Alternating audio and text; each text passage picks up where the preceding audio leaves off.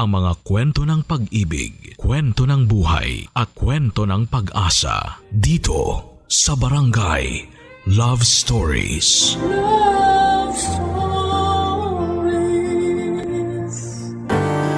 Sa relasyon, hindi sapat ang pagmamahalan lang dahil kailangang sabayan din ito ng tiwala para tumagal. Pero minsan ay mahirap magtiwala kapag ang puso ay puno ng alinlangan at takot na masaktan. Ikaw, kabarangay, ilang porsyento ang tiwalang ibinibigay mo sa iyong karelasyon? Dear Papa Dudut, kapag tumatakbo raw ang isang tao, may tinatakasan daw siyang sakit na ayaw niyang harapin. Pero para sa akin, iba ang definition ko ng pagtakbo. Tuwing naririnig ko ito ay kapayapaan ang pumapasok sa isip ko. Ang bawat pawis at hingal, bilis ng tibok ng puso at bawat tapak ng paa sa konkreto ay nagiging tahimik ang isipan ko at sumasaya ang puso ko. Ako nga pala si Clement, 31 years old at isang runner. Simula pagkabata, pagtakbo talaga ang sport ko. Grade 4 ako noong nagsimula akong sumali sa mga sports competition. Puro athletes kasi ang buong pamilya ko, Papa Dudut. Ang tatay ko ay dating player ng sepak takraw. Isa siya sa mga kauna-unahang Pinoy na nahumaling sa sports na yon noong sumikat ito sa Pinas noong dekada 80. Ang ate ko naman ay volleyball player noong nasa high school at college pa lamang siya. Samantalang basketball naman ang kinahiligan ng bunso naming kapatid kahit na hindi siya pasado pagdating sa height niya. Ang mama ko naman ay dating bronze medalist sa palarong pambansa. Noong bata pa lamang siya.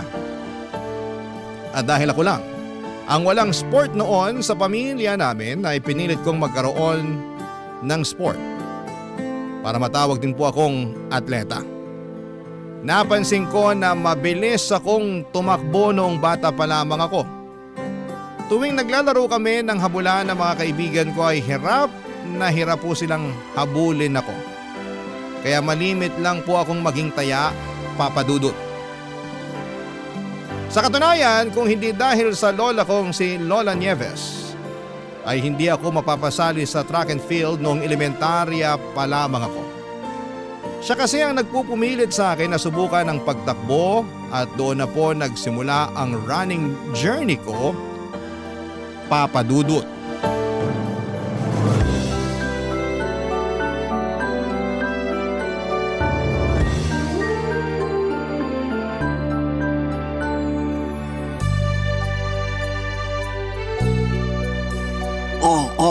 Clement, saan ka na naman pupunta? Maglalaro po kami ng mga kaibigan ko sa labas. Tanghaling tapat, lalabas ka na naman. Katatapos mo lang kumain, hindi ka matutunawan yan. Sabi niyo po kapag kumain ako ng madami, pwede na ako maglaro sa labas. Ay mamayang hapon, hindi ngayon. Tirik na tirik yung araw oh. Halika rito, matulog ka muna para pagising mo mamaya pwede ka nang maglaro sa labas. Lola naman eh. Matutulog ka o papaluin kita. Teka, nasa na ba yung stick ko? Oo na po, eto na, matutulog na. Halika, mahiga ka na rito, tabihan mo ako. Itabi mo muna yung hawak mo, ano ba yan?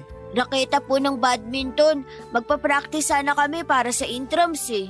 Akala ko ba ping-pong yung gusto mong salihan? Ayoko na po dun, natalo ako nung nakaraang taon eh. Kaya badminton naman ang susubukan mo ngayon. Opo. Bakit ba gustong-gusto mong sumali sa mga ganyan? Lagi ka namang natatalo.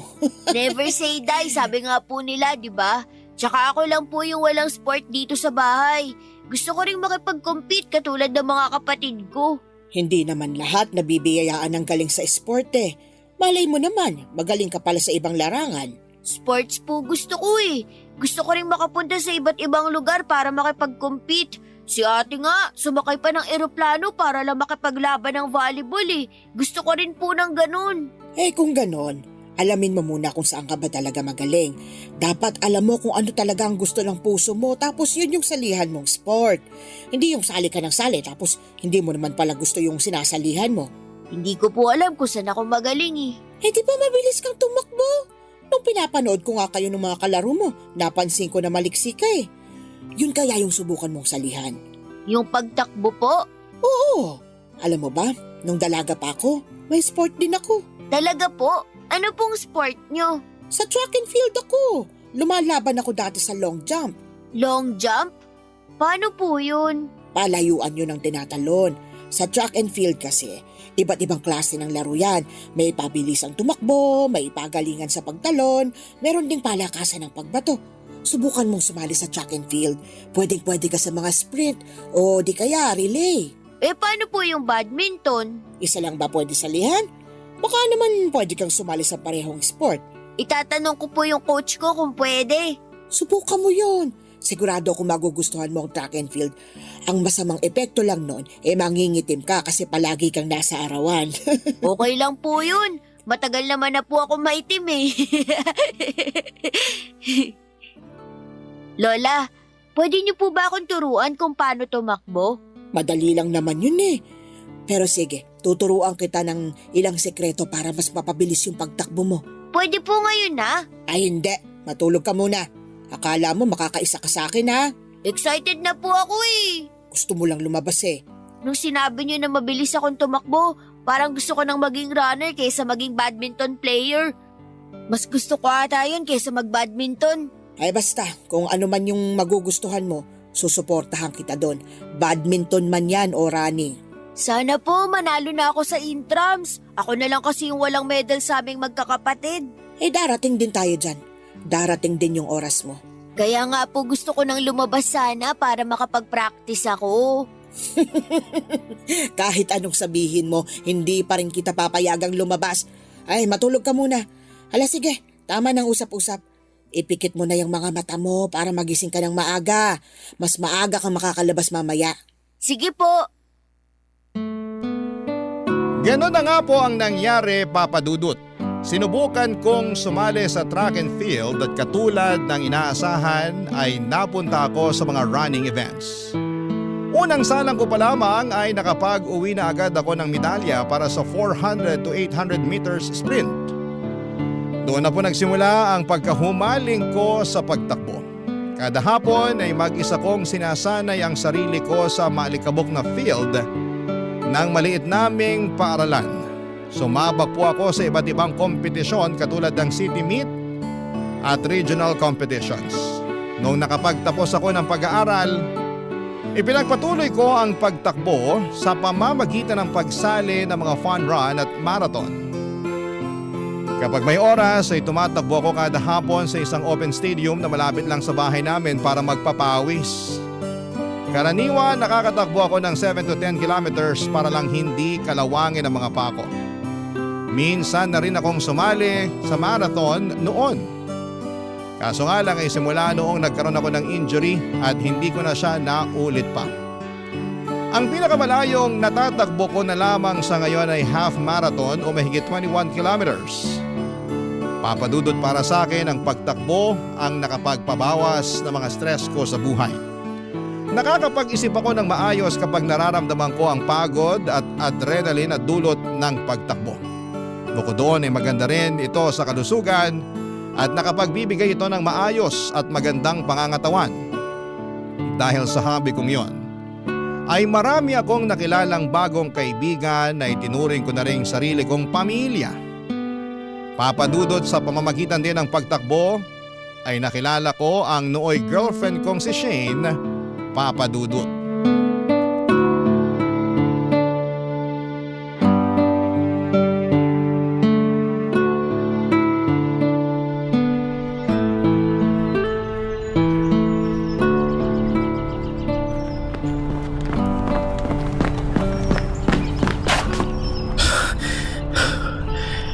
Minutes.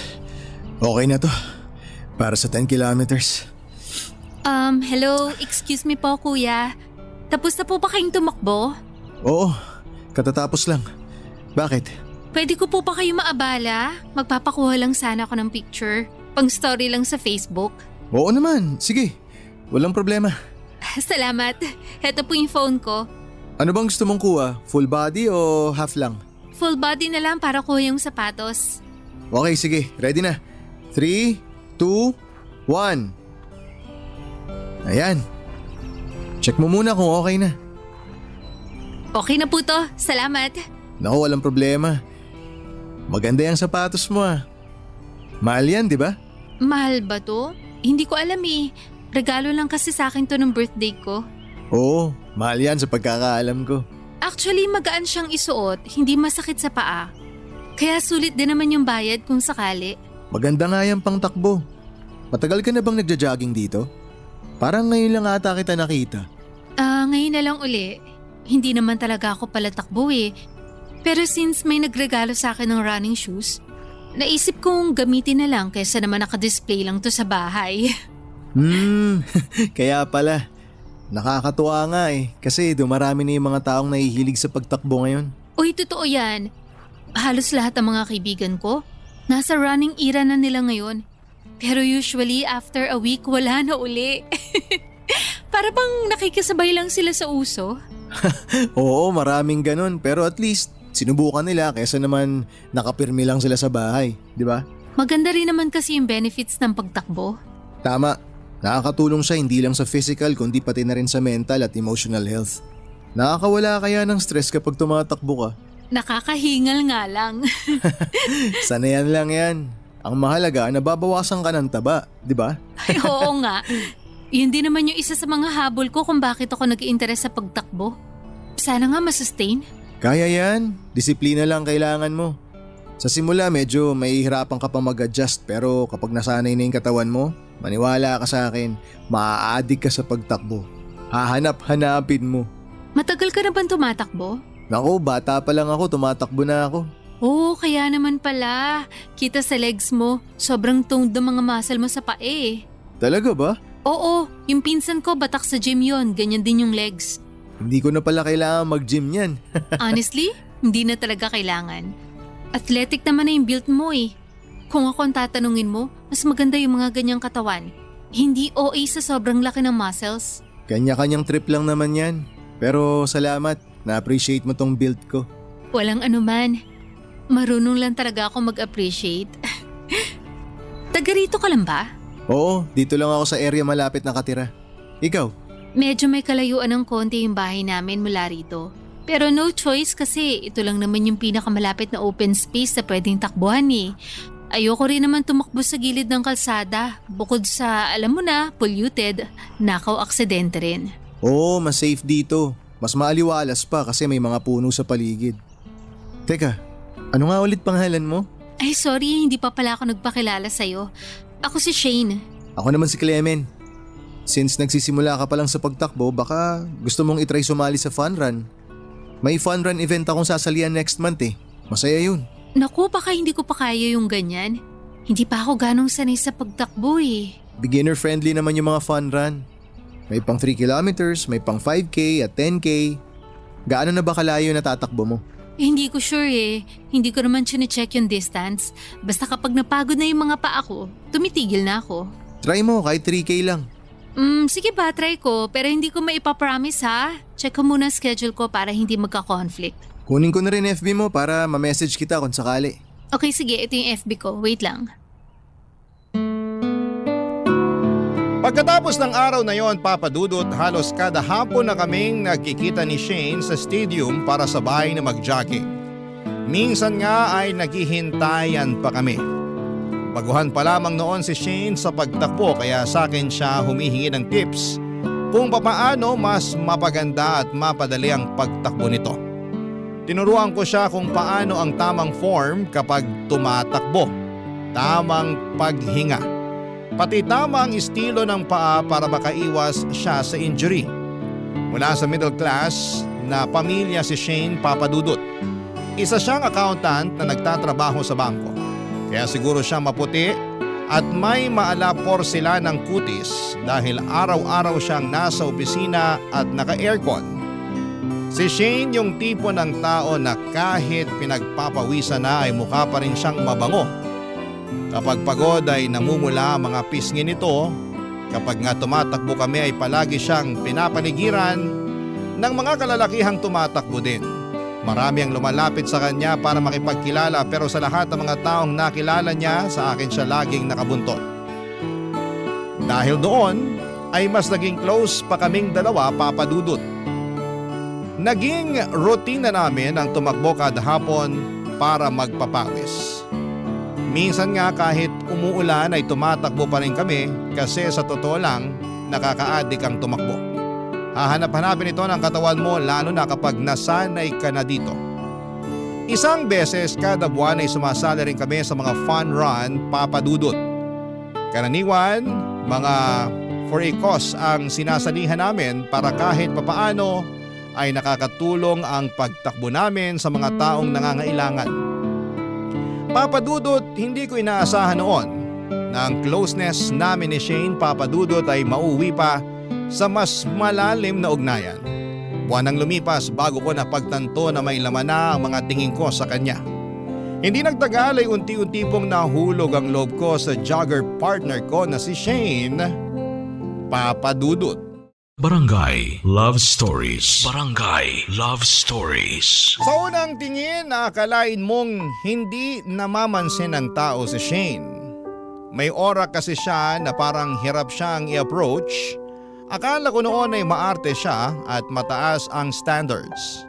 Pero noong nakilala ko ang totoong ugali niya ay naging komportable na akong kasama siya at mabilis na nawala ang intimidasyon na nararamdaman ko sa kanya noon. Dahil sa nabuong friendship namin ay nagkaroon ako ng lakas ng loob na sabihin sa kanya ang nararamdaman ko. Hindi kasi judgmental na tao si Shane at napakalawak ng pangunawa nito kaya naman matapang akong umamin sa kanya dahil alam kong kaya niyang i-handle ang mga ganong klase ng confession. Papa Dudut. Kapag nakita ako ng mga tao, alam kong sasabihin nilang napakatayog ng pangarap ko sa buhay. Sa itsura ko kasi parang napaka-imposibleng magkagusto sa akin ang isang katulad ni Shane. Matangkad naman ako at dahil lagi akong tumatakbo ay maganda rin naman ang hubog ng katawan ko sa kabila ng pagiging payat ko. Pero yun lang yata ang katangiang magugustuhan sa akin ng mga kababaihan. Maitibang balat ko dahil palagi ako nasa initan, wala rin akong facial features na maipagmamalaki dahil hindi rin naman ako pogi. Kaya naman naiintindihan ko ang biro ng mga tao na para daw akong nanunungkit ng buwan noong nag-confess ako kay Shane ng nararamdaman ko.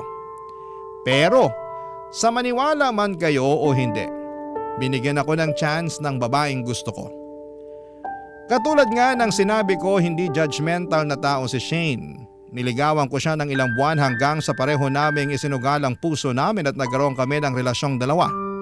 Naging maayos ang relasyon namin dahil pinagtibay ito ng pareho naming pagmamahal sa pagtakbo. Sa katunayan, sabay pa nga kaming sumali noon sa isang running group sa lugar namin para mas makilala pa ng maraming tao at mas lumawak pa ang connections namin. Papa Dudut. Ang relasyon naming dalawa ni Shane ay tumagal ng 1 taon bago kami humarap sa isa sa mga pinaka matinding pagsubok sa relasyon namin.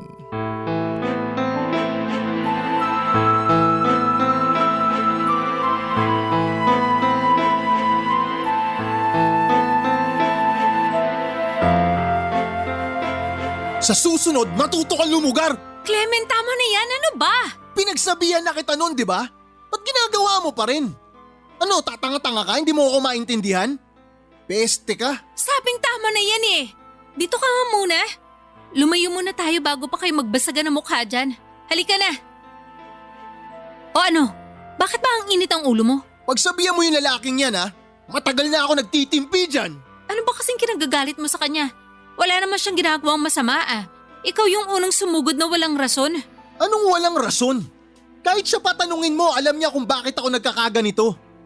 Pinagsabihan ko na siya ng ilang beses nun. Tuloy pa rin siya sa mga pinagagawa niya. Ano ba kasi yun? Ano yung ginagawa niya? Hindi kita mag-gets eh. Wala. Wag mo na alamin. Ayan, manggugulo ka tapos sasabihin mo wala lang. Gusto ko malaman kung bakit mo sinuntok sa mukha yung kasama natin. Huwag mo kong sabihan na wala lang yun.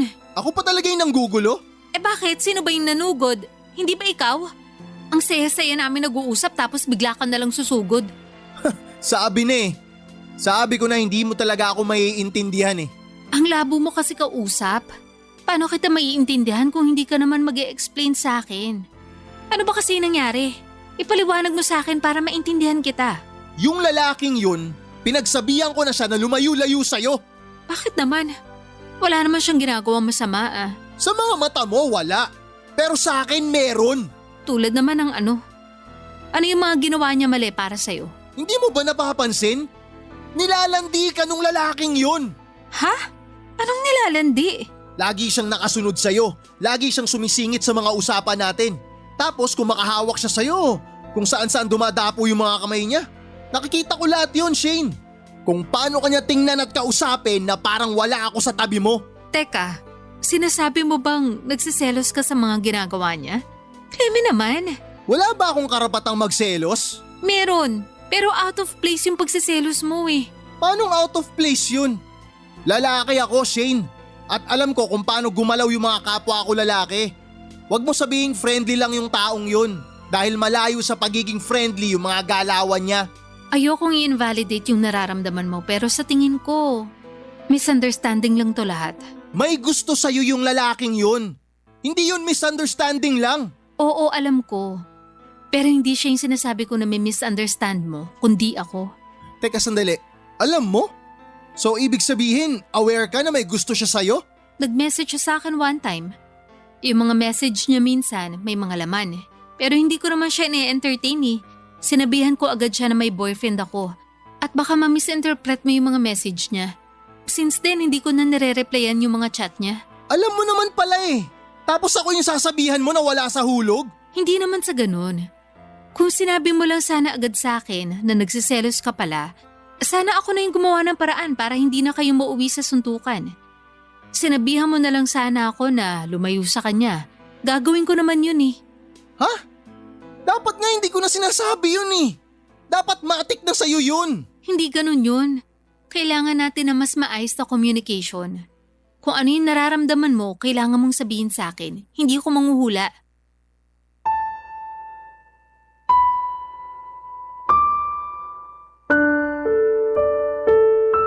Yon ang mahirap kapag maganda ang girlfriend mo, Papa Dudut. Habulin siya ng ibang lalaki kahit na nasa relasyon na ito. Hindi ko alam kung anong meron sa ibang kalalakihan kung bakit malakas pa rin ang loob nilang magpapansin sa mga babaeng may boyfriend na. Pero dahil siguro nakikita nila ang boyfriend ni Shane ay isang katulad ko lamang, yun siguro ang rason kung bakit nagiging matapang sila. Paminsan-minsan ay napapaisip ako kung bakit ako pinatulan ni Shane. Kung ano ba ang nagustuhan niya sa akin dahil sa totoo lang ay parang isang himala talaga na nagkaroon ako ng isang girlfriend na kasing ganda niya. Minsan kinukutya pa ako ng ibang tao. Pati ng mga sarili kong kakilala na ginagayuma ko raw ang girlfriend ko. Para daw kaming tubig at mantika na kahit na anong klaseng halo pa ang gawin ay hindi talaga kami magmimix. Kahit na biro lang ang mga banat na tulad noon ay may kaunting kirot pa rin yon sa puso ko dahil parang pinamumukha nila sa akin na hindi kami bagay ng girlfriend ko. Yon ang naging rason kung bakit nagkaroon ako ng insecurity. Simula nung naging girlfriend ko si Shane ay hindi ko na maiwasang ikumpara ang sarili ko sa ibang kalalakihan. Kapag nakikita ko ang iba na mas may itsura kesa sa akin ay napapaisip ako kung matitipuhan ba sila ni Shane. Pero kahit na ganoon ang nararamdaman ko ay lagi rin naman akong nire-remind ni Shane kung gaano niya ako kamahal. Lagi niyang sinasabi sa akin na hindi mahuhulog ang loob niya dahil sa itsura lang ng isang tao. Isa pa sa paningin ni Shane ay ako na raw ang pinakagwapong lalaki sa mundo. Kahit na alam kong hindi naman yon totoo, Papa Dudut. Sa kabila ng mga assurance sa akin ng girlfriend ko ay hindi pa rin nawala sa isipan ko ang takot na baka balang araw mawala rin sa akin si Shane, Papa Dudut.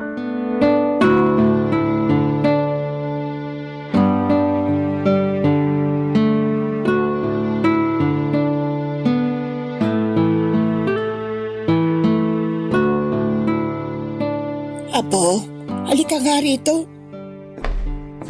Bakit Pula? Ilang taong ka na nga ngayon? 25 po. Bakit niyo po natanong? Happy birthday! Anong ihahanda mo para sa kaarawan mo? Lola, matagal na pong tapos yung birthday ko. Nung April pa po yun. Ay, tapos na ba? Anong petsa na ba ngayon? June 20 na po ngayon. Ay, ganun ba? Asa na ba yung kalendaryo ko? Hindi ko na alam ang mga petsa ngayon. Akala ko talaga Abril pa lang ngayon. Baka siguro maaga pa, Lola, kaya hindi pa masyado gumagana ng maayos yung utak nyo. Naku, Lola, lumalala na yata yung pagiging ulyanin nyo ah. Parte yan ng pagtanda. Darating talaga yung araw na pati utak natin manghihina na. Dapat po kasi tuwing hapon, lumalabas-labas din kayo para makipag-usap sa mga kapitbahay natin. Para naman hindi kayo nabuburyo dito sa loob ng bahay. Ginawa ko na yan minsan, kaso muntik na akong maligaw kasi bigla na lang nakalimutan ko kung nasaan na yung bahay natin. Talaga po? Ganun na kalala? Paano po kayo nakauwi? Tinulungan ako nung apo ni ano. Ano nga bang pangalan nun? Yung nagtitinda ng balut? Ah, yung apo po ni Mang Erning? Oo, siya nga. Sinamahan ako nung apo niya para makauwi ako ng bahay. Hindi ko ba alam sa memorya ko? Minsan bigla na lang nabablangko. May mga oras na basta-basta na lang di gumagana yung utak ko. Hayaan niyo po, Lola. Ibibili ko po kayo ng vitamins para po tumibay yung memorya niyo. O sige, maiba tayo. Kumusta ka naman, apo? Ako po? Okay na okay po ako. Totoo ba yan? Bakit kahapon may narinig ako? May kausap ka sa telepono tapos nag-aaway kayo. Ah, yun po ba?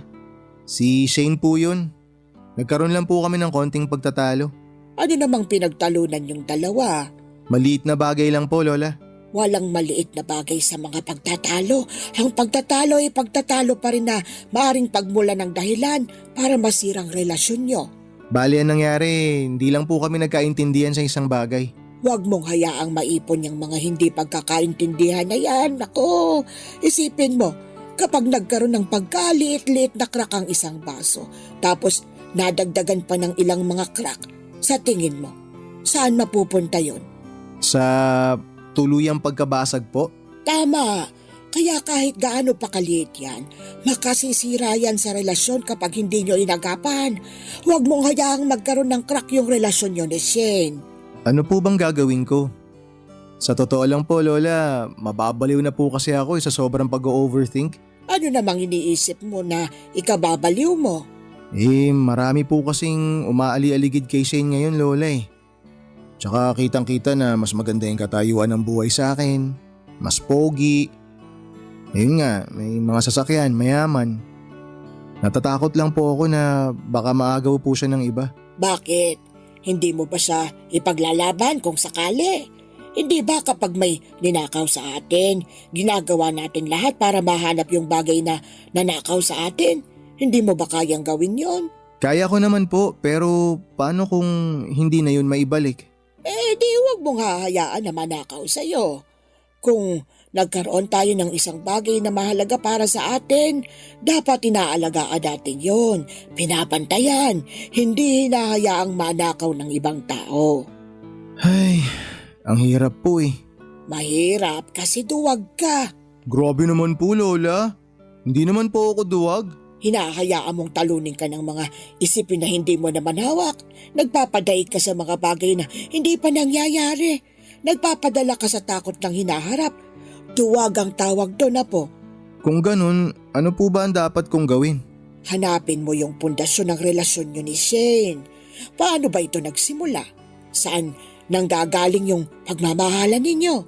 Bakit at papaano kayo nananatiling matatag? Maghanap ka ng matibay na rason na magpapatunay kung gaano kaganda yung relasyon yung dalawa. Hindi ba? Minabanggit ka sa akin na may itinatago kang shoebox na puno ng mga alaala nyo ni Shane. Opo, Lola, meron nga po. Balikan mo yung mga alaalang yon. Ano bang laman ng shoebox na yon? Marami po, mga picture namin ni Shane, mga memorabilia tulad ng mga race bib na ginamit namin sa mga fun run, ticket kapag nanonood kami ng sine, mga kung ano-ano pong bagay na nakukuha namin sa mga pinapasyalan naming lugar. Meron ka naman palang tinatagong ganyan eh. Bakit hindi mo balikan yung mga alaalang yon kapag nagkakaroon ka ng alinlangan sa puso mo? Sige po, susubukan ko po. Apo, Tiwala lang ang kailangan yung dalawa para mas mapagtibay pa yung pagsasama nyo. Salamat po sa advice, Lola. O siya, kumain na tayo. May agahan na ba? Lola, tapos na po tayong kumain kanina pa. Gutom na naman po ba kayo? Tapos na ba kayong kumain? Akala ko kakain pa lang tayo. Kumakalampay tong sikmura ko . Saglit lang po, igagawa ko lang po kayo ng merienda. Sinubukan ko namang pagkatiwalaan si Shane dahil sa totoo lang, wala naman siyang ibang ginawa kundi ang mahalin ako ng tapat at totoo. Pero may mga pagkakataon talaga na sarili ko mismo ang nagiging karibal ko, lalo na pagdating sa mga insecurities ko. May pagkakataon noon na unti-unting sumikat si Shane sa running community dahil sa tagline nitong ganda. Nagkaroon siya ng ilang bilang na mga tagahanga. May iba nga noon na nagpapapicture pa sa kanya kapag nakikita nila ito sa mga fun run. Dahil doon ay niligawan siya ng ilang organizers para tumulong sa pag-promote ng ilang mga running events. Katumbas noon ay mas dumami pa ang nagkaroon ng interes sa girlfriend ko. Nadagdagan din ang mga taong sumubok na makipagkilala at makipag-close sa kanya.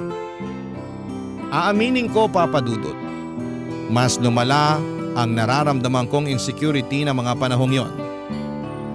Sa dami ng taong pumapalibot kay Shane, natakot ako na baka anumang oras ay magbago ang laman ng puso nito at makakilala siya ng ibang lalaking matitipuhan niya. Dumating sa puntong napraning na ako at pinag-iisipan ko na ng masama ang mga kalalakihang lumalapit kay Shane. Ang ginawa ko ay tumigil na lamang ako sa pagsali sa mga fun run para hindi ako makaramdam ng selos. At kapag hindi ako sumasali ay hindi na rin nag-a-attend si Shane sa mga ganong event dahil gusto niya na magkasama kami sa pagtakbo. Ang nakasanayan naming jogging sa stadium tuwing hapon ay inadjust ko rin sa mas late na oras para mas konti ang taong makakasabayan namin. Sa madaling sabi ay sinubukan kong itago si Shane sa publiko. Hindi ko alam kung napapansin niya ang ginagawa kong yon. Pero doon na po nagsimulang lumaki ang crack sa relasyon naming dalawa, Papa Dudut. Barangay Love Stories. Barangay Love Stories. Papa Dudut, nakahinga ko ng nagka-pandemic dahil pansamantalang tumigil ang running era namin ni Shane.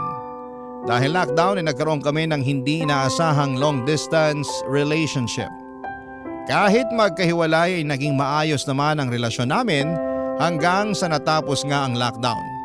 Ang unang ginawa namin ni Shane noong nagkita kami ay i-celebrate namin ang lahat ng mga anniversaries namin. By the time ay 4 years na kaming magkarelasyon. Dapat sa mga taong lumipas ay secured na ako sa relasyon namin ni Shane. Kaso'y napagtanto ko na noong bumalik ang lahat sa dati ay nanatili pa rin pala ang takot sa puso ko. Noong bumalik kami sa pagtakbo ay bumalik din ang lahat sa dati. Nanatili ang mga tagahanga ni Shane. Ganon din na mabilis bumalik sa kanya ang center of attraction ng mga taong nahilig sa pagtakbo. Katulad ng dati, bumalik din ang pagiging istrikto ko bilang boyfriend. Naging makasarili ako at ipinagdamot ko si Shane sa mga tao. Doon na napansin ni Shane ang ginagawa ko sa kanya, Papa Dudut. Sinubukan namin itong pag-usapan pero hindi ko alam kung anong tumatakbo sa isipan ko noon at nagmatigas pa rin ako. Gusto ko noon na ako lang ang masusunod. Nagpatuloy ako sa pagiging mahigpit kay Shane at doon na po nagsimula, Papa Dudut, ang sunod-sunod na pag-aaway naming dalawa. Kasabay ng magulo kong relasyon ay lumala na rin noon ang sakit ni Lola Nieves. Noong nagka-pandemic ay napansin namin ang panghihina ng memorya nito. Ipinatingin namin siya sa espesyalista at doon ay na-diagnose siya na mayroong demensya, Papa Dudut. Hindi ko na po alam noon kung sino ang uunahin ko, ang girlfriend ko o ang lola ko na may sakit. Sa huli si Shayna ang nag-decide para sa akin. Hiniwalayan niya ako para daw magkaroon ako ng oras sa pag-aalaga sa lola ko. Masakit pero sa huli ay tinanggap ko na lamang yon dahil mas kailangan ako ng lola ko noon na malala na ang demensya, Papa Dudut.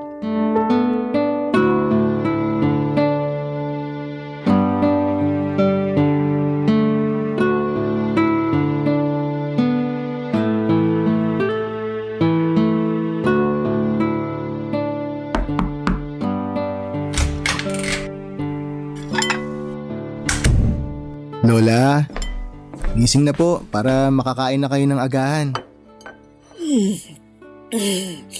Anong oras na ba? Tanghali na po. Tanghali na ba? Naku, hindi pa ako nakakapamalengke. Namalengke na po si nanay. Tsaka lola, matagal na po kayong hindi namamalengke. Hirap na nga po kayong maglakad eh. Bumangon na po kayo dyan, la. Ako po magpapakain sa inyo ngayon. Tulungan mo nga ako. Mahina na itong katawan ng lola mo. Hindi na ako makabangon. Sige po. Daan-daan lang po, la. Ayan. Napuyat na naman po kayo kagabi, no? Kaya kayo tinanghali ng gising. Hindi ko alam. Hindi ko na maalala kung anong oras ako natulog kagabi eh. Sabi ni ate habang nagtatrabaho siya, sigaw daw kayo ng sigaw. Alauna na po yata yun na madaling araw. Nagtatrabaho pa ate mo ng alauna ng madaling araw? Opo, VA po siya lola eh, kaya panggabi po yung trabaho niya. Anong BA? Virtual assistant po. Basta sa computer yon lola.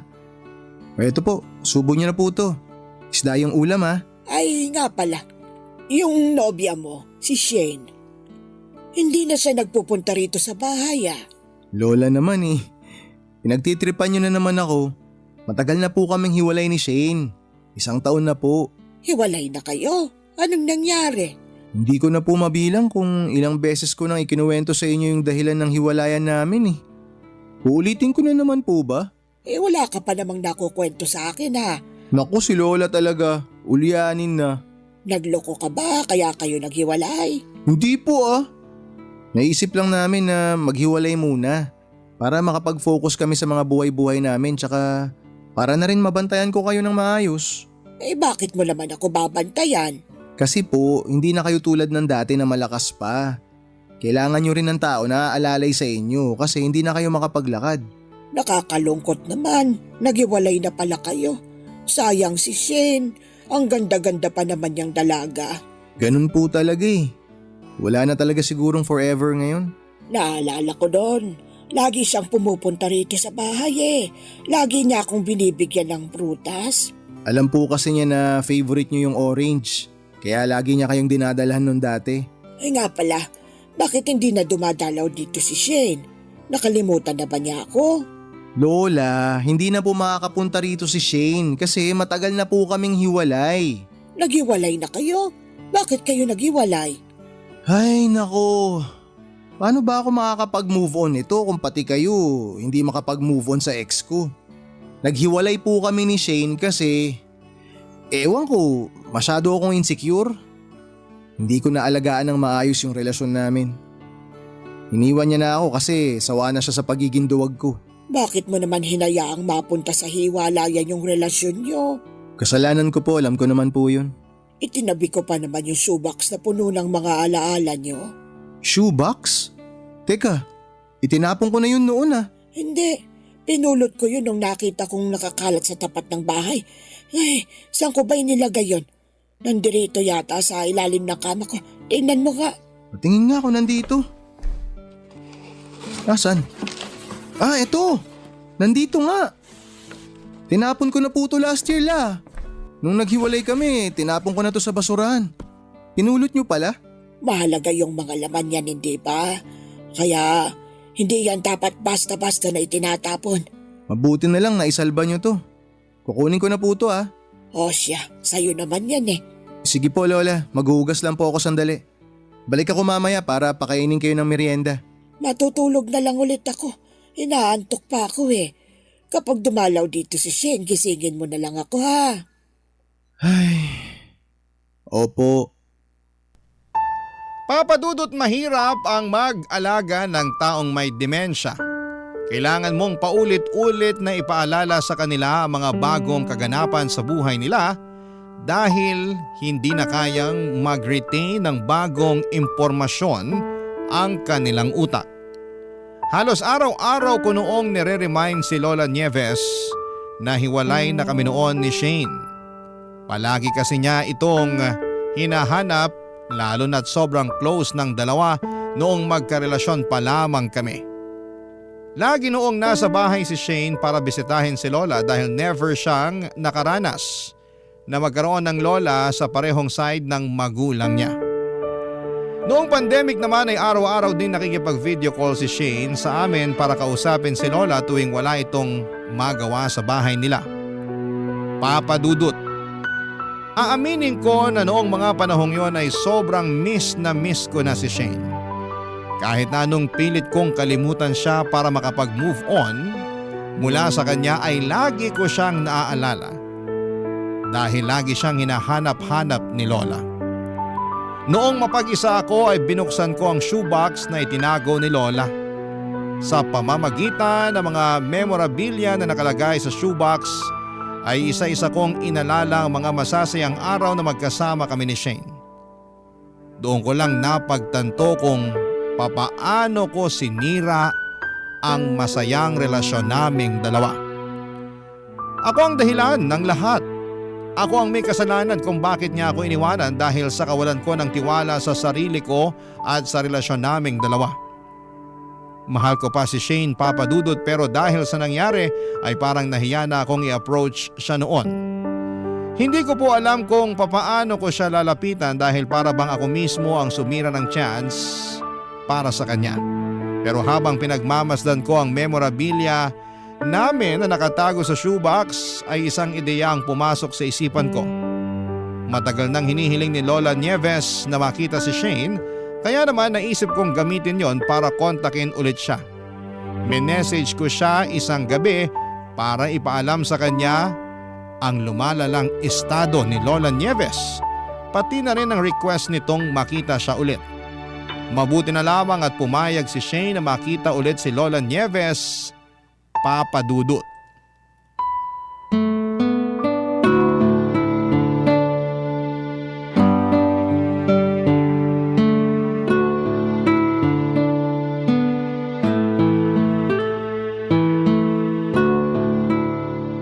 Sige po, Lola.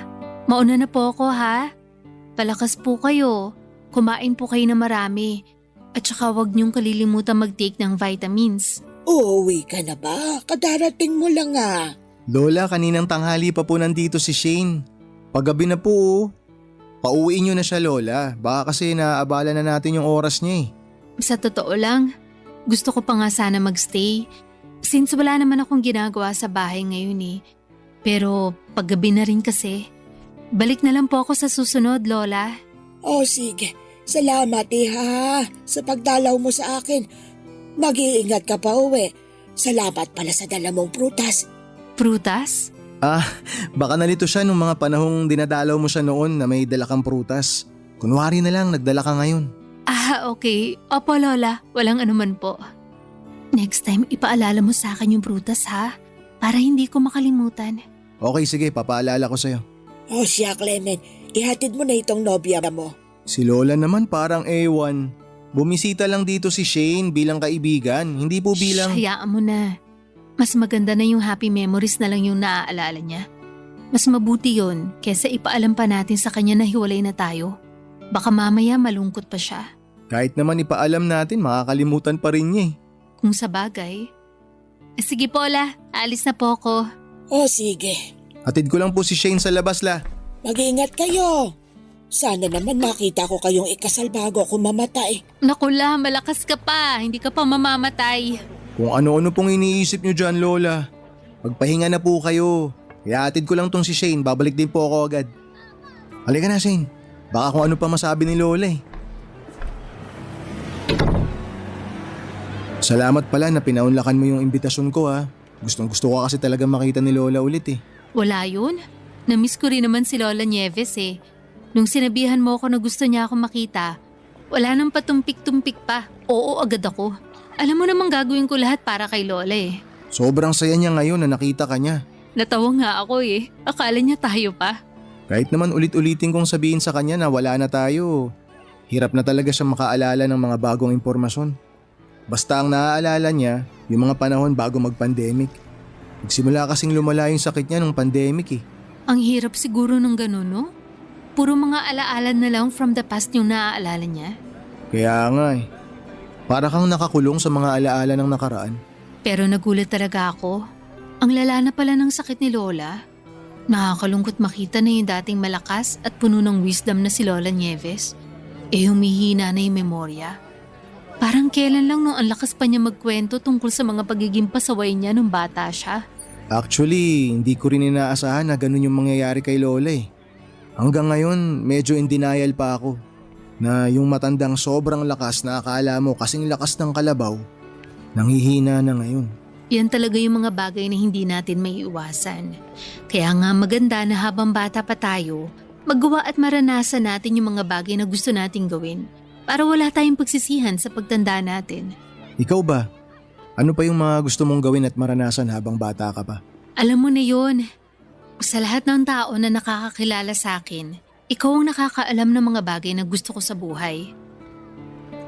Ikaw, ano yung bagay na ayaw mong pagsisihan pagtanda mo? Marami, pero sa ngayon, isang bagay lang yung ayaw kong pagsisiyan pagtanda ko.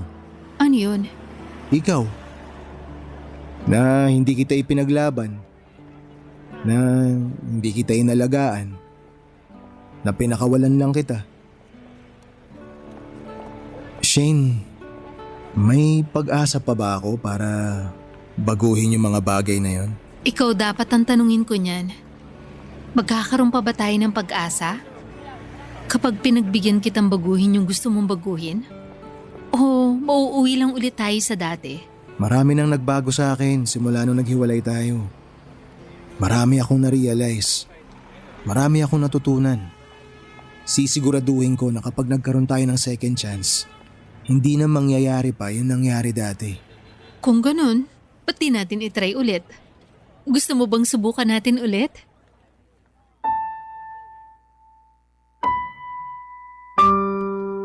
Papadudot hindi tsamba o swerte ang pagkakaroon ko ng girlfriend na katulad ni Shane.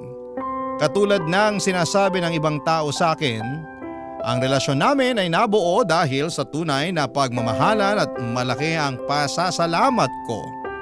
Dahil nabigyan ulit ako ng pangalawang pagkakataon para alagaan ang pagmamahal na yon. Kung hindi dahil sa hindi sinasadyang tulong ni Lola Nieves, ay hindi kami magkakaroon ni Shane ng second chance. Hindi ko na po sinayang pa ang pagkakataong yon, Papa Dudut. Natuto na ako. Alam ko na kung papaano pahalagahan ang pag-ibig na ibinibigay sa akin ng girlfriend ko. Tinuruan ko rin ang sarili ko na magtiwala hindi lamang kay Shane kundi pati sa sarili ko, sa kakayahan ko mismo. Hindi na ako naghigpit sa relasyon namin at binigyan ko siya ng kalayaan na gawin ang lahat ng gusto niya. Na kilalanin kung sino mang gusto niyang makilala.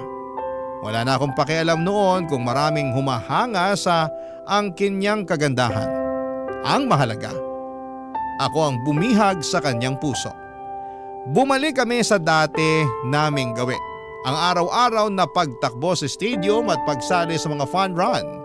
Pagkatapos ng mga takbo namin ay laging sumasama si Shane sa bahay para bisitahin at kumustahin si Lola Nieves. Sa sumunod na taon ay humina na po ang katawan ni Lola. Hindi na niya kami maalala at hindi na rin namin siya makausap ng maayos. January of last year ay tuluyan ang nagpaalam sa amin si Lola. Nakakalungkot yon dahil hindi na niya nahintay pa ang inaabangan niyang kasal namin ni Shane na gaganapin sa susunod na taon, Papa Dudut. Malaki ang naging ambag ni Lola Nieves sa buhay ko, pati na rin sa love story namin ni Shane. Kaya naman dinededicate ko sa kanya ang sulat na ito.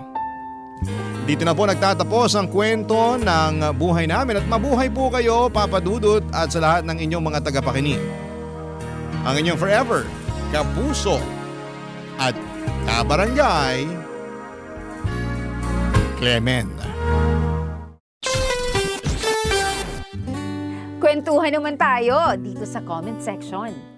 Ang mga kwento ng pag-ibig, kwento ng buhay at kwento ng pag-asa dito sa Barangay Love Stories. Love Stories.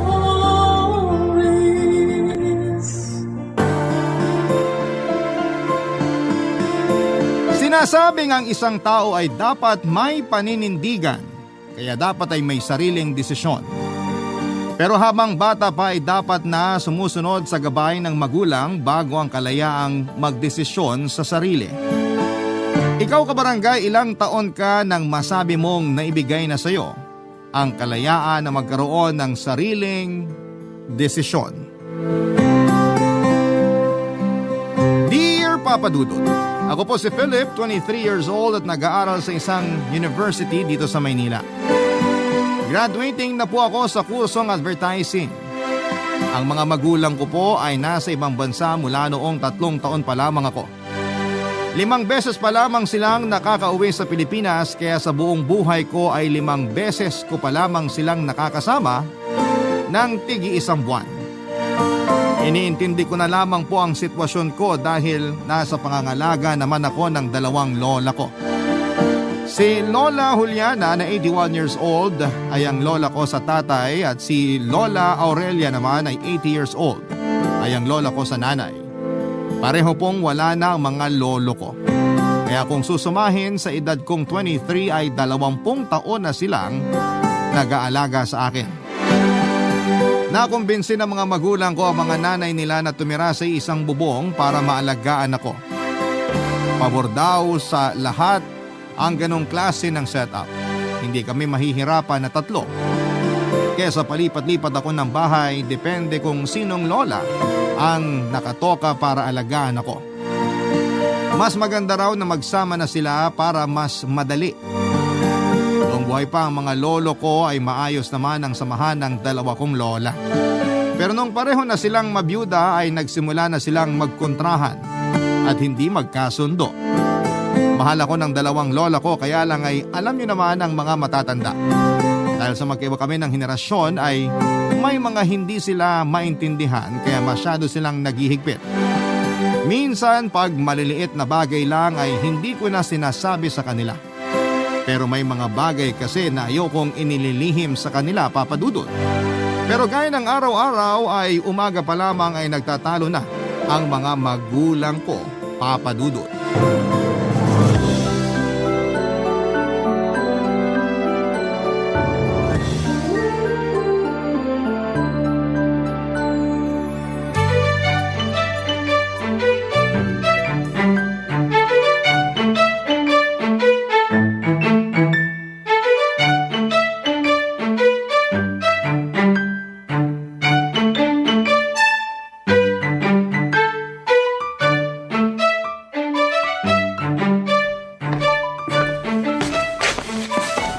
Good morning, mga lola kong magaganda.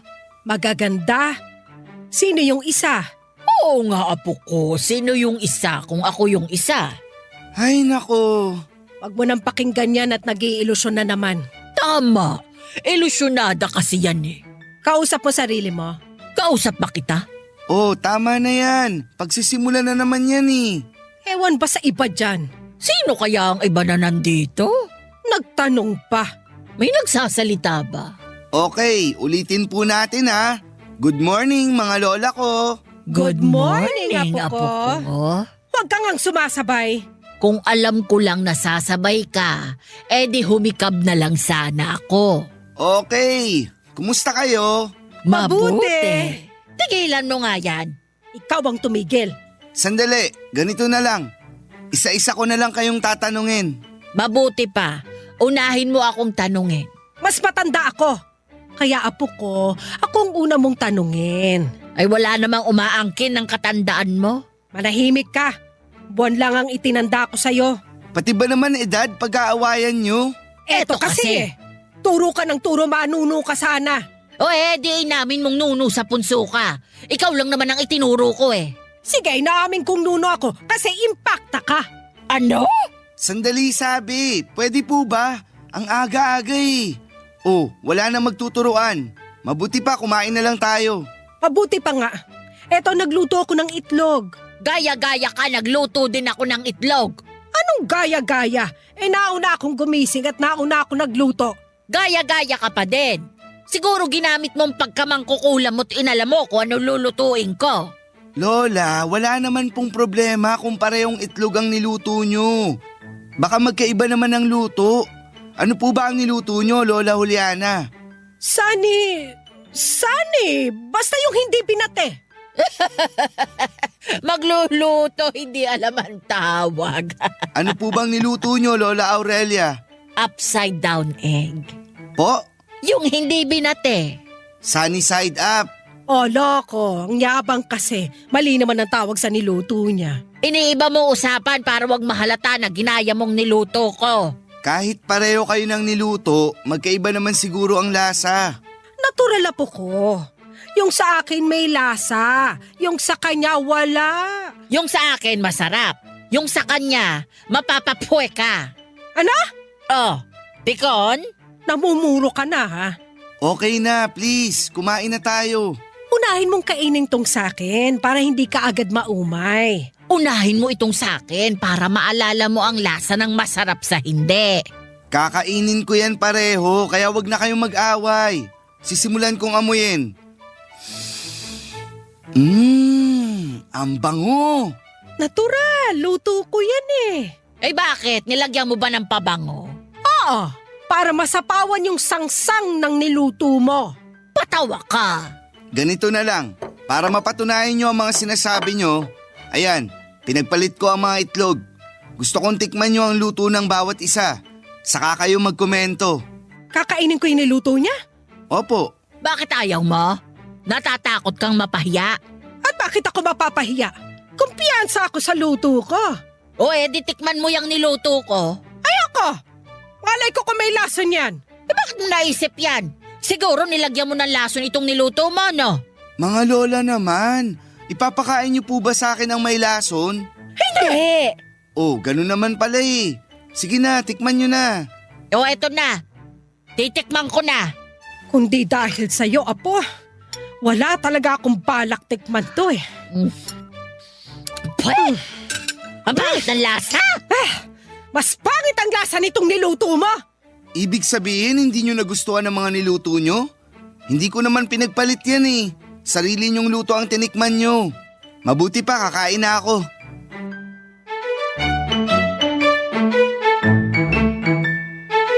Papadudot na pahiya pareho sina Lola Juliana at Lola Aurelia.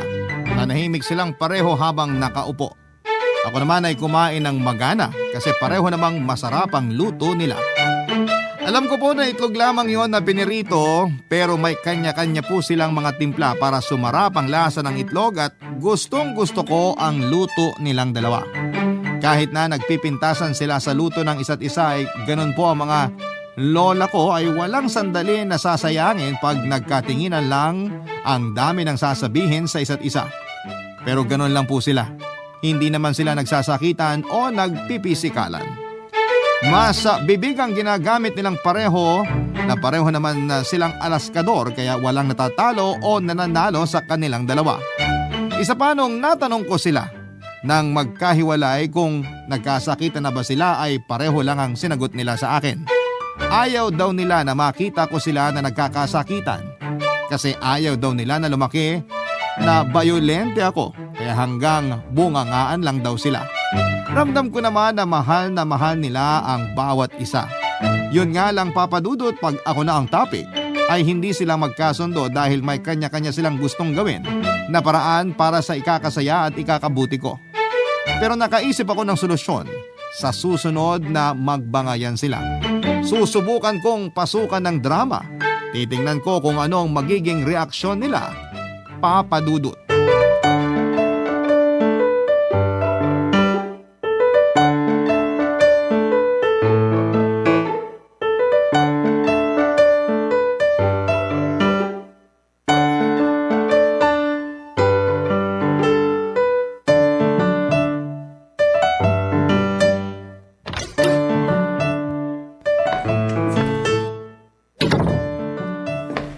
Mga lola, I'm home!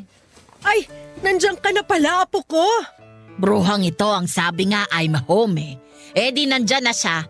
Palibhasa mahina ka sa Ingles. Napakayabang nito.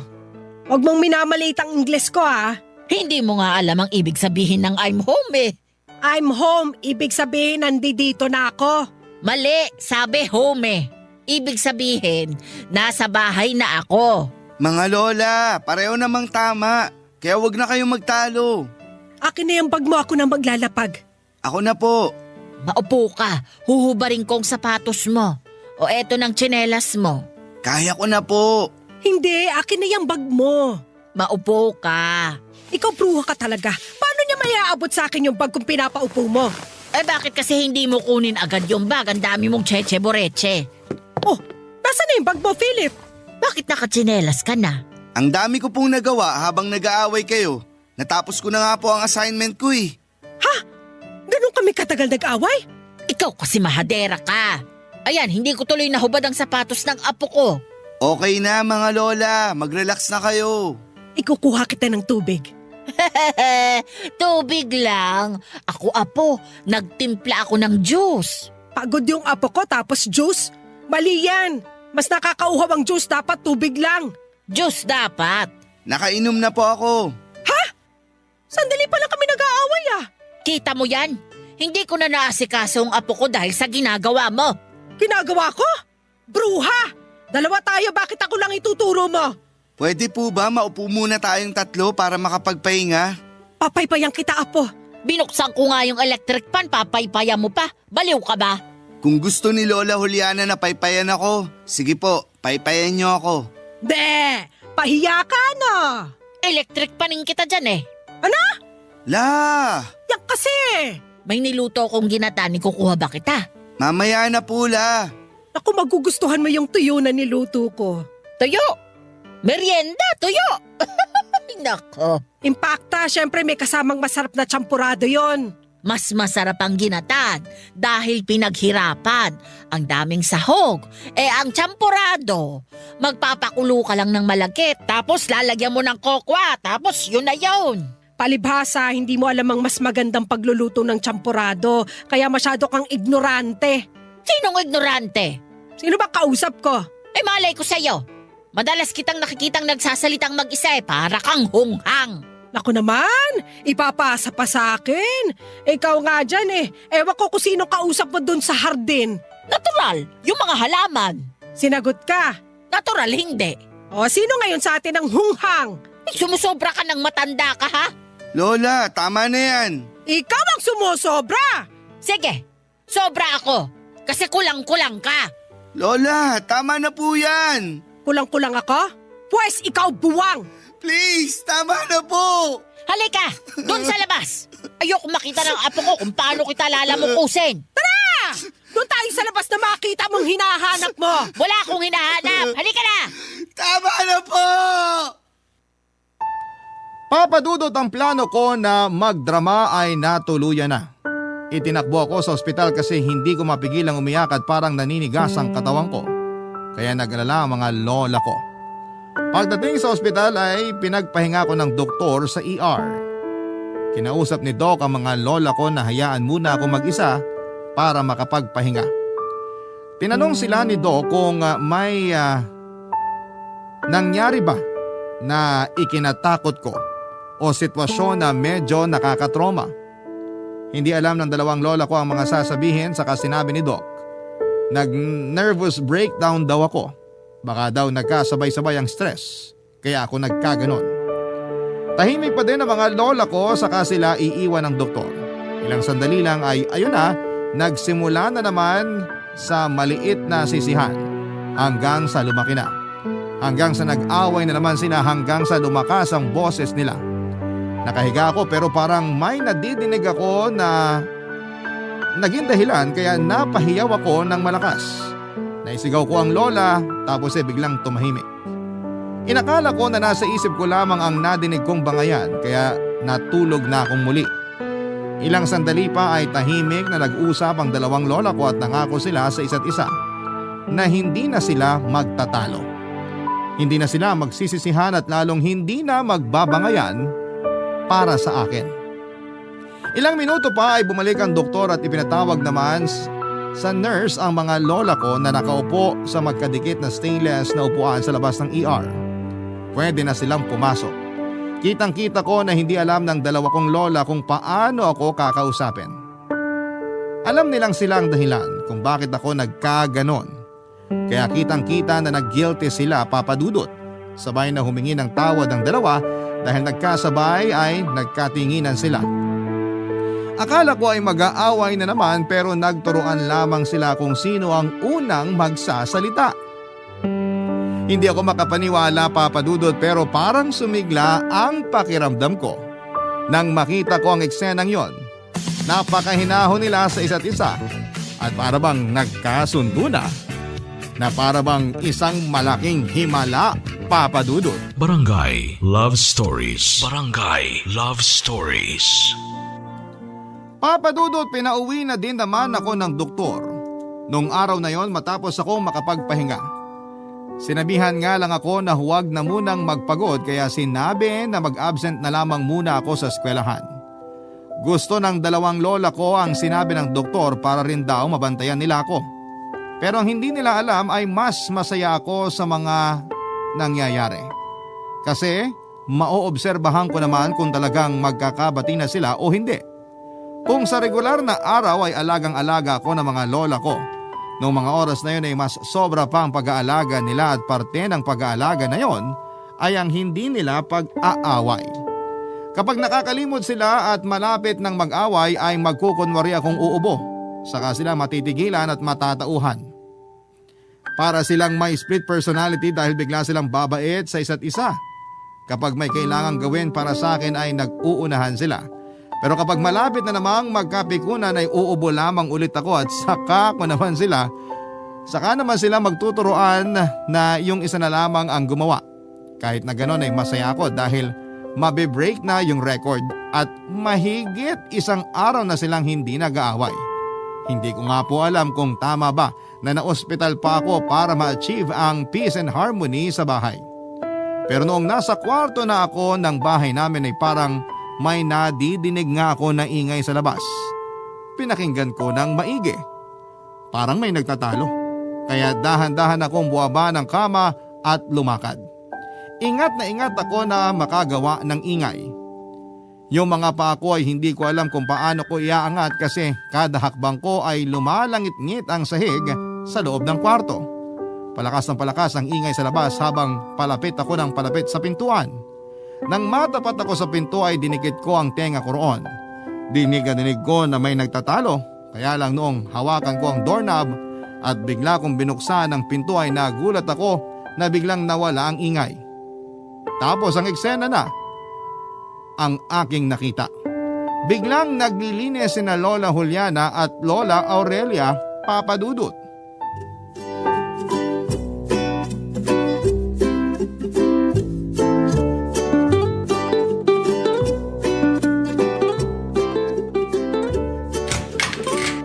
Lola?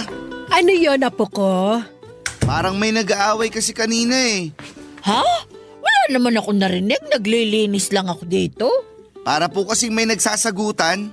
Baka masakit pa ang ulo mo kaya parang may mga naririnig ka. Matulog ka na muna, apo ko.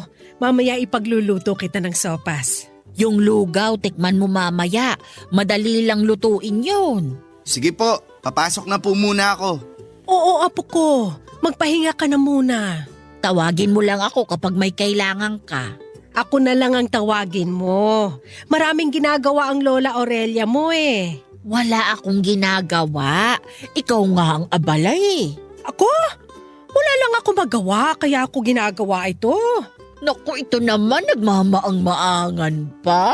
Hindi nga ako nagmamaang-maangan. Ito naman lokohin mo ang lelang mo.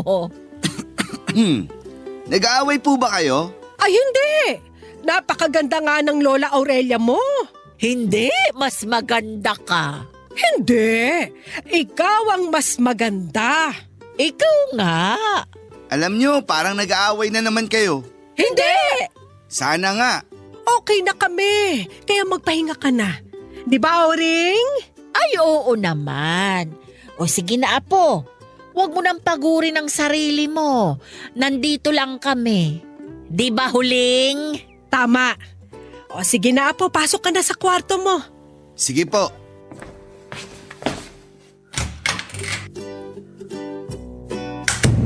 Kita mo na yung ginawa mo. Magtuturo ka na naman. Totoo naman eh. Pwede naman tayo mag-away ng tahimik, yung bunganga mo kasi walang kontrol. Bunga nga ako lang. Sino ba sa atin ang malakas ang boses? Itatanong mo pa, Eddie, ikaw? Ikaw! May nag-aaway? Talaga? Saan? Baka sa labas. Wala naman dito sa loob eh. Dito galing eh. Dalawa lang naman kayo na nandyan. Yun na nga eh. Apo ko, baka dala lang yan ang gamot mo kanina. Ay, oo nga. Itulog mo na muna yan, apo ko. Siguro dito na lang po muna ako sa labas. Bakit? Mas presko sa kwarto mo.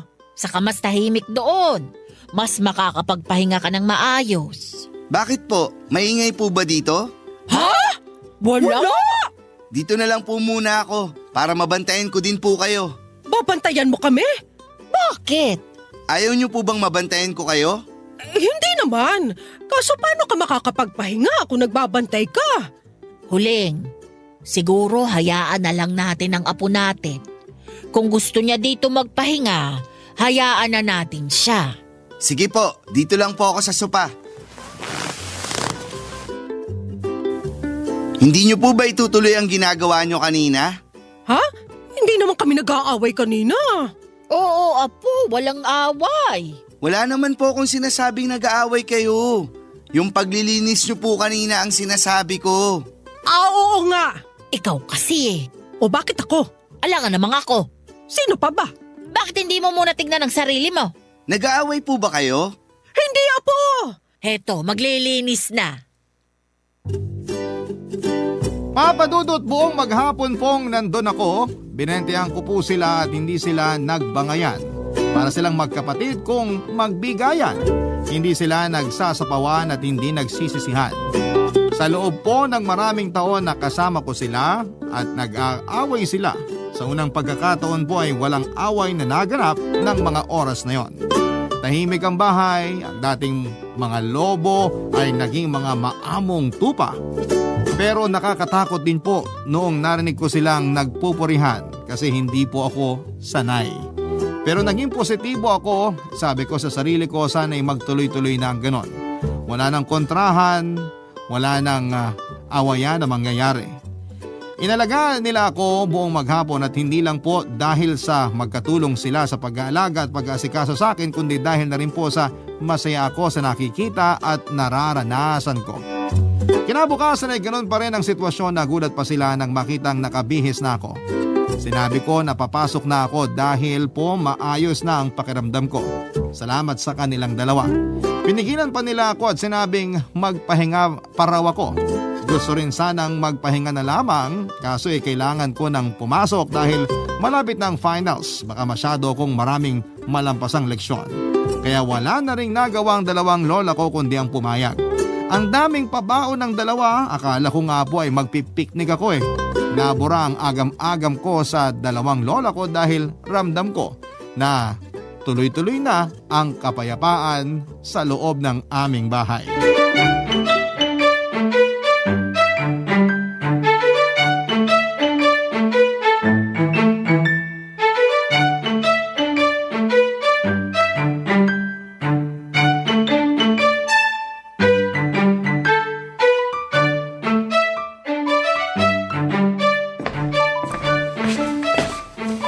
Good morning, mga magaganda kong lola. Good morning sa gwapo kong apo. Hep-hep, Huling. Hindi gwapo, kundi napakagwapo. Ay, oo nga naman. Kanino ka pa ba magmamana? Ay, syempre sa ate. Oo nga. Parang hinati ang mga itsura natin, ano? Pantay ang pagkakahati. Ayan, pinapalaki niyo ang ulo ko. Baka yumabang ako niyan. Naku, okay lang at may pagyayabang at ipagmamalaki ka naman. Pero dapat apo, sapat lang ang yabang mo, wag sosobra. Meron ba nun? Meron! Ano po bang almusal?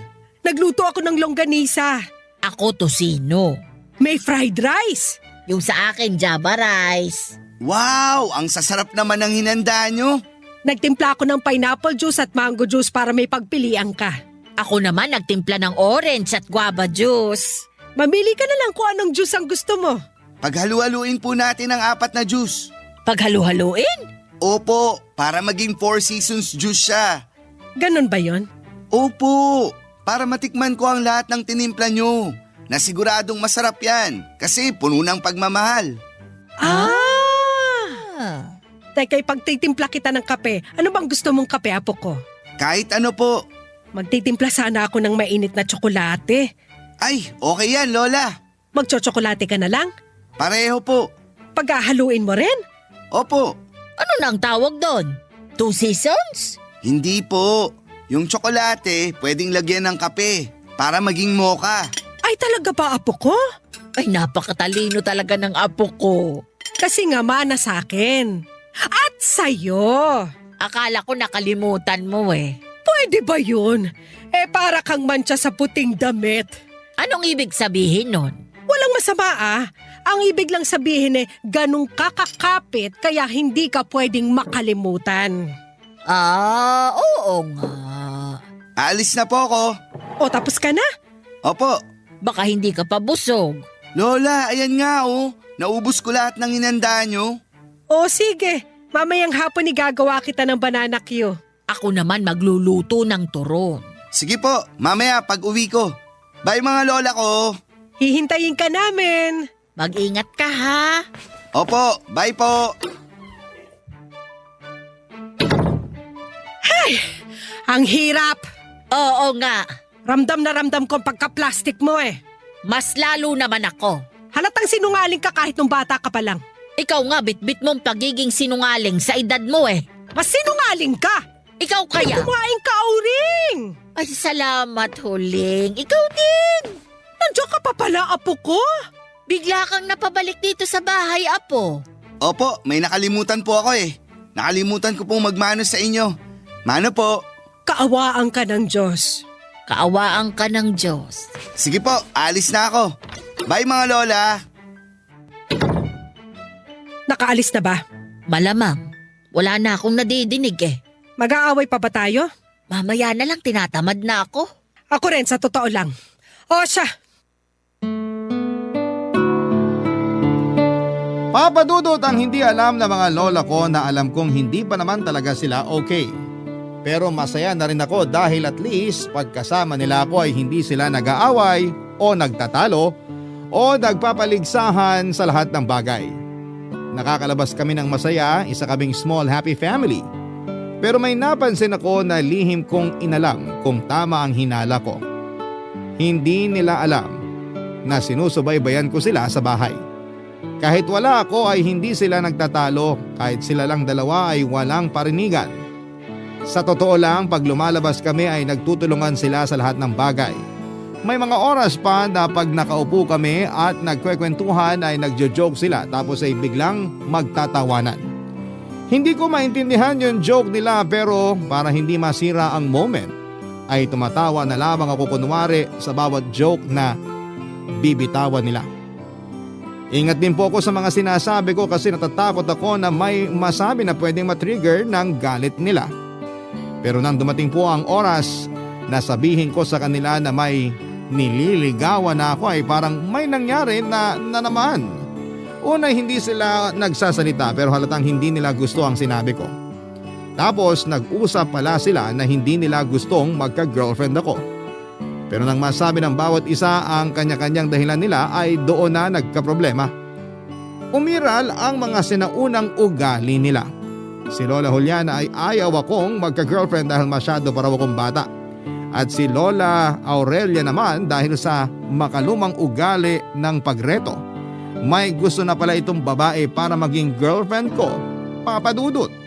Dahil sa pagkakasalungat ng mga dahilan nila, ayun, nagsimula na naman ang isang giyera. Barangay Love Stories. Barangay Love Stories.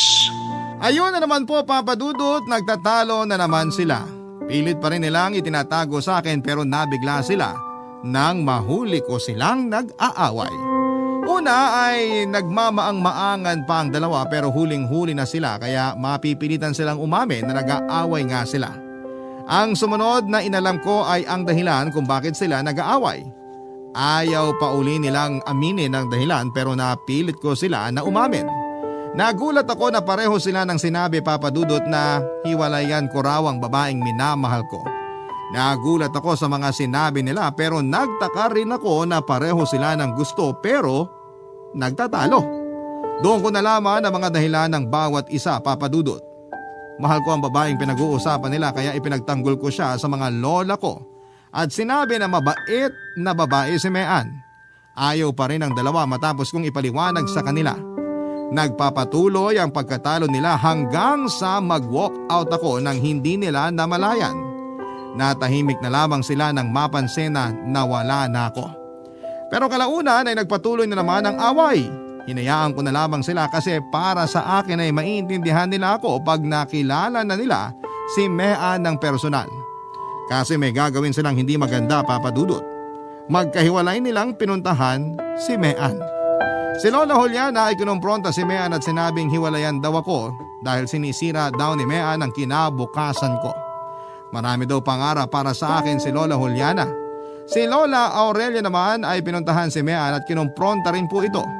Dala niya ang litrato ng babaeng gusto niya para sa akin at sinabi kay Mean na 3 taon na daw ang relasyon namin ng babaeng yon at nakakasira daw si Mean ng magandang relasyon. Isang araw dahil sa magkaibang okasyon na pagpunta ng mga lola ko kay Mean ay nagulat na lamang ako na makikipaghiwalay na ito sa akin. Hindi ako makapaniwala. Tinanong ko siya sa dahilan kung bakit siya makikipaghiwalay. Inamin niya ang naging encounter niya sa 2 kong lola, Papa Dudut. Ewan kung bakit ganon ang naramdaman ko. Sumama ang loob ko sa mga lola ko.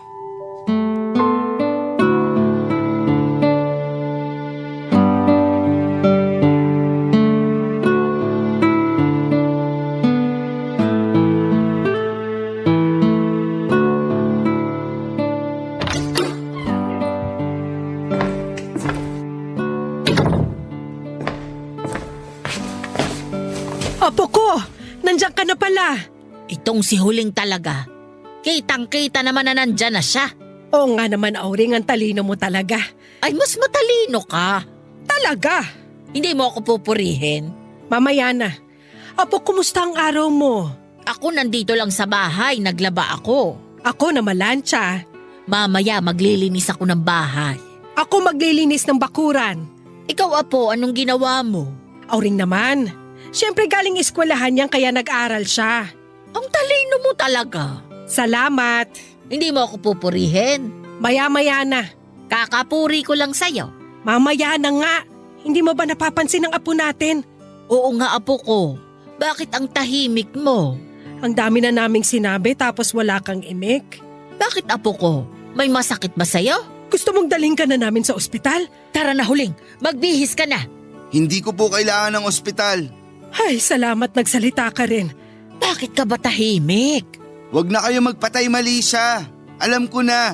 Alam mo na ang alin? Lola Juliana, bakit ganun? Ang ano? Lola naman eh. Hindi kasi kita maintindihan, Apo. Gusto niyo po ba na sa akin pa manggaling? Alam kong alam niyo ang sinasabi ko. Naku, pagod ka siguro. Sandali kukuha kita ng tubig. Lola, maupo kayo. Sagutin niyo ang tanong ko. Bakit niyo kinumpronta si Mean? Ha? Bakit parang umurong po ang dila niyo? Hindi kita maintindihan. Lola, tama na. Alam ko na pinuntahan niyo si Mean para palayuin sa akin. Pero Apo ko… Ginawa mo yon? Isa ka pa, Lola Aurelia. Ha? Bakit ako nadamay? Lola, sabi niyo masamang magsinungaling. Ito kasing si Huling. Bakit ba ginawa mo yon? Lola, please. Ano ba yun, Apo ko? Bakit niyo ginawa yun? Ay, hindi kita maintindihan. Lola naman, huli na, lumulusot pa. Alam ko pong kinumpronta niyo din si Mean. Ginawa mo yun? Tumahimik ka nga. Nagdala pa kayo ng litrato ng babae na hindi ko naman kilala. Kilala mo siya. Eh di inamin niyo na ginawa niyo. Kasi… Apo… Yung... ano Lola Juliana, Lola Aurelia, buong buhay ko sinunod ko ang gusto nyo. Wala akong inilihim, wala akong itinago. Lahat sinasabi ko sa inyo kasi ganun ko kayo kamahal at nire-respeto. Pero bakit nyo gagawin sa akin yun? Ayaw nang makipagbalikan sa akin ni Mean. Nasira na yung relasyon namin. Apo, pasensya ka na kasi ayoko lang namang masira ang pag-aaral mo. Ako naman, gusto ko kasing maging maayos ang buhay mo. Kilala ko ang babaeng nirereto ko sa'yo. Mabuti siyang babae. Bakit niyo po ginawa sa akin to? Apo ko! Philip! Papadudot, sobrang sama ng loob ko sa mga lola ko. Pero kahit kailan ay hindi ako magagalit sa kanila. Kinailangan kong umalis para mapag-isa dahil sa kakaisip ay nawala ako sa sarili ko. Sa gitna nga ng paglalakad ko sa kalsada ay hindi ko namalaya na mula sa isang kanto ay may liliko sa dinadaanan ko. Kaya ayun, nabundol ako ng paliko na kotse. Hindi naman ako pinabayaan ng nakabundol sa akin at tinulungan niya ako na isakay sa kotse niya para dalhin sa ospital. Dahil sa lalim ng iniisip ko ay hindi ko naramdaman na masakit pala ang nangyari sa akin at hindi ko din napansin na babae pa lang nakabundol sa akin. Sa ospital ay conscious naman ako kaya noong sumakit na ang mga galos ko ay parang doon na ako nagising. Abot-abot ang paghingi ng tawad sa akin ni Marina, siya ang babaeng nakabundol sa akin. Ako naman dahil nahimasmasan ay humingi din ng paumanhin. Dahil sa gitna ako ng kalye naglalakad. Napakabait ni Marina at hindi niya ako iniwanan sa ospital, halos 24 oras akong nasa ospital. Pero hindi siya umalis. Gusto niya raw makita na maayos na ako saka siya mapapanatag. Dahil na din sa hiya ay pinipilit kong kalimutan ang sakit ng pagkakabundol sa akin at kinabukasan nga ay pinauwi na ako ng doktor. Nahiya na naman ako kay Marina dahil binayaran na pala niya ang buong bills ko sa ospital. Sabi niya na responsibilidad niya raw yon dahil siya ang nakadisgrasya sa akin. Hinatid pa niya ako sa bahay pero dahil sobra na ang nagawa niya ay sa may kanto na lamang ako nagpababa para hindi na papasok sa kalye namin si Marina. Nag-iwan pa siya ng numero para daw sa kung sakaling may kailangan ako ay tumawag lamang ako, Papadudot. Ang numerong yon ang nagbigay daan para magkumustahan kami ng madalas ni Marina. Pag uwi ko sa bahay ay doon palang nalaman ng mga lola ko ang nangyari. Inakala nila na kaya hindi ako umuwi dahil nasa isang kaibigan ako na madalas ko namang ginagawa at doon nagpapalipas ng sama ng loob. Humingi uli ako ng tawad sa kanila at maging ang mga lola ko ay humingi ng sorry sa akin sa mga nagawa nila. Isang araw ay dumalaw si Marina at nangumusta, saktong wala ang mga lola ko na malengke kaya hindi sila nagkita-kita. Masaya ang kwentuhan namin ni Marina kaso ay kailangan na niyang umalis. Nagkasalisi sila ng mga lola ko. Nalaman ko na lamang noong araw pala na yon ay nagkasalubong sina Lola at si Marina. Natuwa pa ang mga lola ko dahil magiliw silang binati ni Marina ng isang magandang umaga.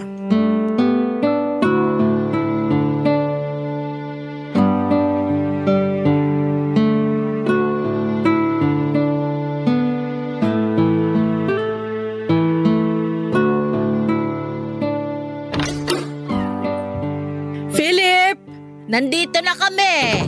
Nandito po ako sa kusina. Ay, anong ginagawa mo rito? Nagugutom ka ba? Sandali, ipagluluto kita. Mabuti pa nga. Pero apo, habang hinihintay mong lulutuin ni Lola Aurelia mo, eto may suman kaming nabili sa palengke. Teka lang, mabigat sa tiyan yan, baka hindi na makakain ng apo mo. Ay, oo nga naman. O eto na lang munang biskwit ang kainin mo. Ayan, mas mabuti ang biskwit. Sandali, mabilis lang itong lulutuin ko. Mga lola, wag nga kayong aligaga. Iinom lang po ako kaya ako nandito. Bakit ka ba kasi tumayo? Baka masakit pa yung bali mo. Wala naman pong nabali, nabugbog lang.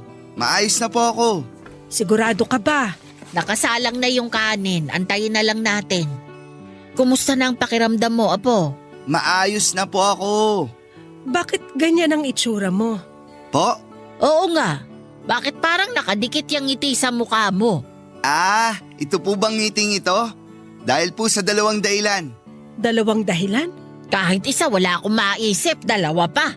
Ano ba yung mga dahilan na yan? Una po, masaya ako dahil 1 linggo na at hindi na kayo nag-aaway. Pinagdarasal ko na sana hindi na uli. Apo ko, napag-usapan na namin yan ni Auring. Nahihiya kami dahil sa nagawa namin. Kaya nangako kami na hindi ka na namin bibigyan ng dahilan para malungkot. Salamat mga lola ko. Mahal na mahal ko po kayo. Mahal na mahal na mahal ka rin namin. Nasa puso namin ang pagmamahal sa'yo.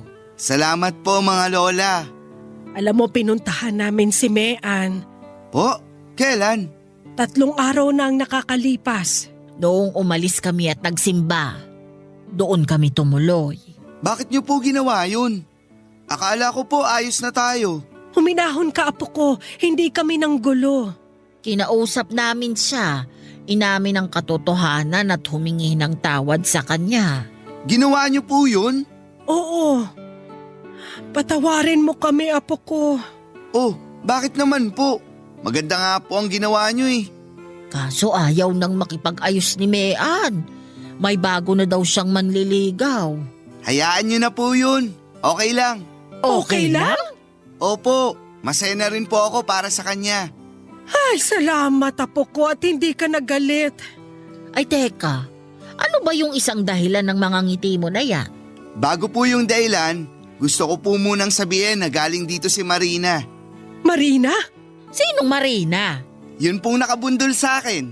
Sa katunayan, kaalis niya lang. Nagkasalisi lang kayo. Nagkasalisi? Auring, hindi kaya? Iho, yung bang sinasabi mong Marina yung nakakulay rosas na bestida? Siya nga po. Nandiyan pa siya. Tara, Auring! Teka, kukunin ko yung tambo. Teka po, anong gagawin niyo? Kailangan malaman ng babae niyo na mali ang ginawa niya sa'yo. Maghaharap kami. Sandali po, nagkaayos na po kami. Ganon-ganon na lang? Walang sino man ang pwedeng manakit sa apo namin! Matitikman niya ang natutunan ko sa karate. Ay, Juliana, bruha nakaupo sa tasa. Ano ba? Kailan ka pa naging mali-mali? Sumigaw ang apo mo. Baka magalit na naman sa atin. Ikaw kasi napakabasagulera mo. Aba, sino ba sa atin ang kukuha ng walis at makikipagkarate? Nabigla lang naman ako eh. Wag na po kayong magalit sa kanya. Mabait po na tao si Marina. Sa katunayan, hindi niya ako iniwan sa ospital kahit mag-iisang araw ako nandun. Siya pa ang nagbayad ng lahat ng babayaran at hinatid pa niya ako. Kaya wag na kayong magalit sa kanya. Kasi naman, apo, nag-alala kami ng husto sa'yo.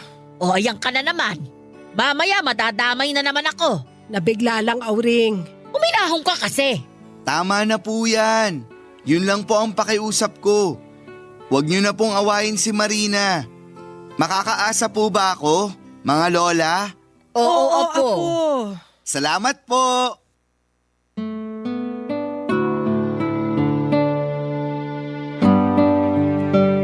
Papadudod, hindi ko akalain na matapos ang usapang yon ay inalam ng mga lola ko kung saan nakatira si Marina.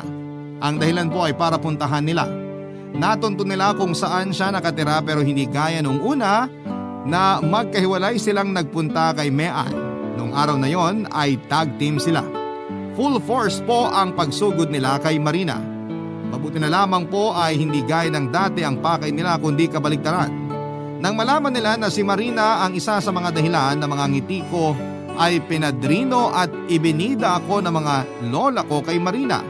Sa ginawa ng mga lola ko ay nalaman ni Marina kung saan kami ka-close na 3. Tuwan-tuwa si Marina sa 2 mahadera kong lola. Nagkasundo silang 3 at instantly naging close sila kaagad.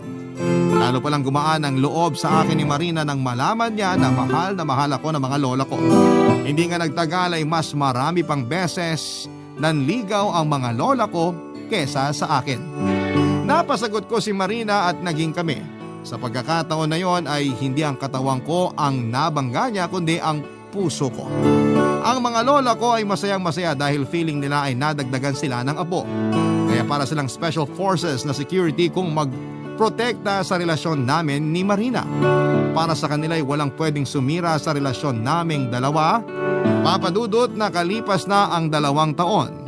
Kaya nagpasya na kaming magpakasal ni Marina.